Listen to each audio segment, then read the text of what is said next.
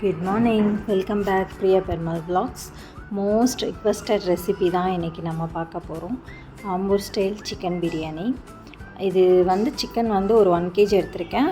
So அதுக்கு 2லேருந்து 3 spoon curd, அப்புறம் red chilli powder, அப்புறமா உப்பு போட்டு ஒரு 10 நிமிஷம் ஊற வச்சுக்கோங்க. அப்புறம் இஞ்சி பூண்டு ஃப்ரெஷ்ஷாக அரைச்சிக்கிட்டால் டேஸ்ட் இன்னும் நல்லாயிருக்கும். அண்ட் தென் ஆயில், கீ எல்லாம் போட்டு நமக்கு தேவையான அளவுக்கு ஆட் பண்ணிக்கோங்க. அப்புறம் பிரியாணி ஸ்பைசஸ் ஆட் பண்ணிக்கோங்க. அப்புறமா வெங்காயம், அதுக்கப்புறம் இஞ்சி பூண்டு பேஸ்ட் எல்லாம் ஆட் பண்ணி நல்லா குக் ஆனதுக்கப்புறம் தக்காளி ஆட் பண்ணிக்கோங்க. தக்காளி ஒரு 1/2 குக் ஆனால் போதும். அப்புறம் கை நிறைய புதினாவும் கொத்தமல்லியும் ஆட் பண்ணிக்கோங்க. அப்புறம் இதுக்கு ரெட் சில்லி சுடு தண்ணியில் ஊற வச்சு அரைச்சி பேஸ்ட்டை ஆட் பண்ணால் தான் நல்லாயிருக்கும். பட் நான் பசங்களுக்கு கொடுக்கறதுனால அவ்வளோ காரம் வேண்டான்னு சொல்லிவிட்டு ரெட் சில்லி பவுடர் அண்ட் டேஸ்ட்டுக்காக கரம் மசாலா ஆட் பண்ணியிருக்கேன். அப்புறம் கர்ட் ஆட் பண்ணி நல்லா பேஸ்ட் மாதிரி குக் ஆனதுக்கப்புறம் சிக்கன் ஆட் பண்ணிக்கோங்க.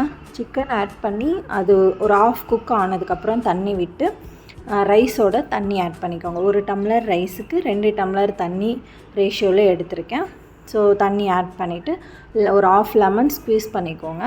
இந்த ஸ்டேஜில் நம்ம உப்பு செக் பண்ணிக்கலாம். ஸோ உப்பு பத்தலை அப்படின்ற மாதிரி உப்பு நம்ம ஆட் பண்ணிக்கலாம். உப்பு கரெக்டாக இருக்கிற ஸ்டேஜில் உப்பு கொஞ்சம் ஜாஸ்தியாக இருக்கிற மாதிரி இருந்தால் தான் ரைஸ் ஆட் பண்ணி குக் பண்ணி வரும்போது நல்லாயிருக்கும். அப்புறம் ரைஸ் ஆட் பண்ணிக்கோங்க.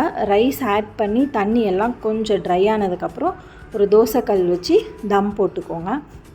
தம் போடுறதுக்கு முன்னாடி கீ கொஞ்சம் ஆட் பண்ணிக்கோங்க. அப்புறம் அதுக்கு மேலே சுடு தண்ணி ஊற்றி தம் போட்டு ஒரு 10 நிமிஷம் கழித்து ரைஸ் உடையாத மாதிரி சைட்லேருந்து எடுத்து விடுங்க. திரும்ப ஒரு 10 நிமிஷம் க்ளோஸ் பண்ணி விட்டுருங்க.